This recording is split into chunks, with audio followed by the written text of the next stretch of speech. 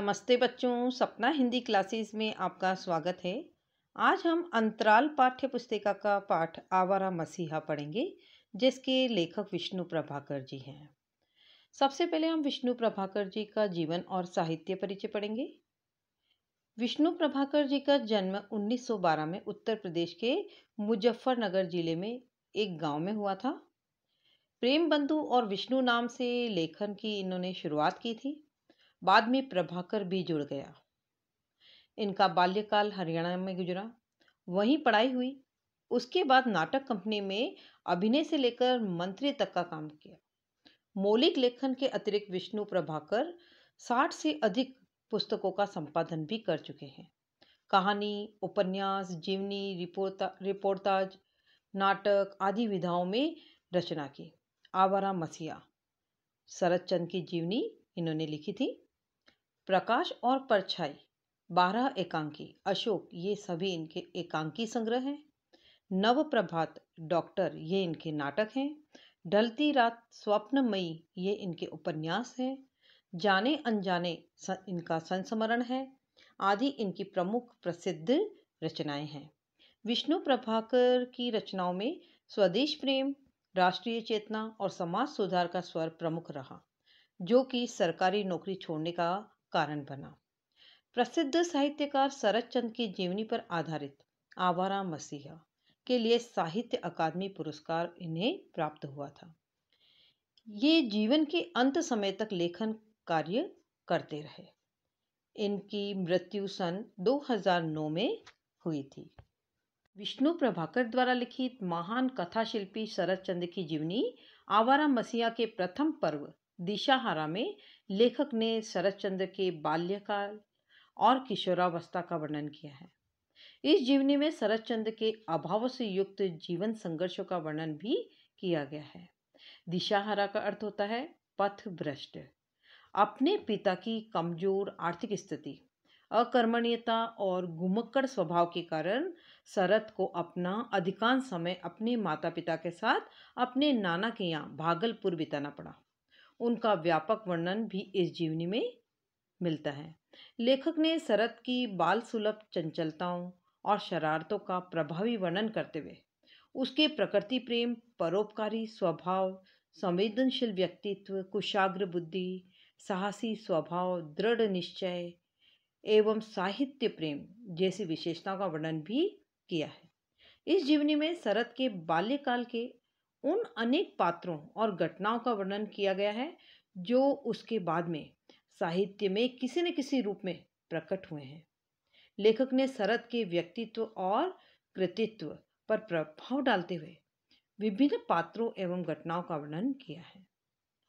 प्रस्तुत जीवनी का शीर्षक लेखक ने आवारा मसीहा इसलिए रखा है क्योंकि शरत चंद्र के प्रारंभिक जीवन में स्वच्छंदता और आवारापन अधिक था। शरत का जीवन निरुद्देश्य भटकता हुआ दिशाहीन रहा, परंतु बाद में उसका व्यक्तित्व अनेक विशेषताओं के कारण सभी के लिए आदर्श बना और उदारता, मानवता, परोपकार, सेवा, सहायता आदि मानवीय भावनाओं में महत्वपूर्ण भूमिका निभाने के कारण शरत मसीहा जैसा आदर्श बना। इसी कारण लेखक ने शरत चंद्र की जीवनी का नाम आवारा मसीहा रखा है। अब हम आवारा मसीहा पाठ का सार समझेंगे। शरत के पिता घुमक्कड़ प्रवृत्ति के थे। वे कभी भी एक जगह बंद कर नहीं रहते थे। उन्होंने कई नौकरियां की और छोड़ी। वे कहानी, नाटक, कविता, उपन्यास आदि कई रचनाएं लिखना तो शुरू करते थे, किंतु उनका शिल्पी मन किसी की दास्ता को स्वीकार नहीं कर पाता था। इसीलिए उनकी रचनाएं पूर्ण नहीं हो पाती थी और अपूर्ण रह जाती थी। आर्थिक अभाव के कारण जब परिवार का भरण पोषण असंभव हो गया, तब शरत की मां भुवन मोहिनी अपने पति मोतीलाल और पुत्र शरत के साथ अपने पिता के घर भागलपुर आ गई, जहां शरत अपने माता पिता के साथ 3 वर्ष तक रहे। शरत के नाना ने भागलपुर में दुर्गाचरण एमए स्कूल में शरत का दाखिला करवा दिया। यहाँ सीता वनवास, चारूपीठ, प्रकांड, व्याकरण आदि पढ़ाया जाता था। प्रतिदिन विद्यालय के पंडित जी के सामने परीक्षा देनी पड़ती थी और विफल होने पर दंड भोगना पड़ता था। तब शरद को लगता था कि साहित्य का उद्देश्य मनुष्य को दुख पहुंचाना है। यही शरद को साहित्य से प्रथम परिचय प्राप्त हुआ था। नाना के घर में शरद का लालन पालन अनुशासित रीति से होता था और नियमों के अनुसार होने लगा। नाना के घर में बाल सुलभ शरारतों पर भी कठोर दंड दिया जाता था। नाना के विचार से बच्चों को केवल पढ़ने का ही कार्य करना चाहिए। शरद को पशु पक्षी पालना, उपवन लगाना, मछलियां पकड़ना, नाव लेकर नदी में सैर करना, बाग से फल फूल चुराना, पतंग उड़ाना, लट्टू घुमाना, गंगा पर घूमना फिरना आदि परिवार में निषिद्ध कार्यों को करने में बहुत आनंद आता था। ये सभी कार्य वह परिवार वालों से चोरी छिपे करता था। शरद बाल्यकाल में बहुत शरारती भी था। उसके शरारत के कई किस्से हैं। एक दिन शरद चमगादड़ पकड़ने के प्रयास से लाठी दीपक पर गिरा दी और दीपक का तेल चद्दर पर फैल गया और दीपक बुझ गया और वहां उसके नाना सो रहे थे। नाना की नींद खुल गई।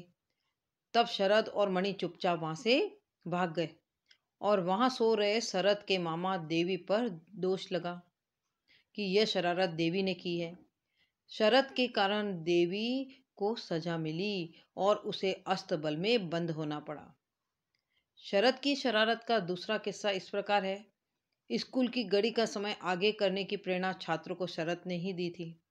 एक दिन घड़ी आगे करते हुए बालकों को मास्टर अक्षय पंडित ने देख लिया।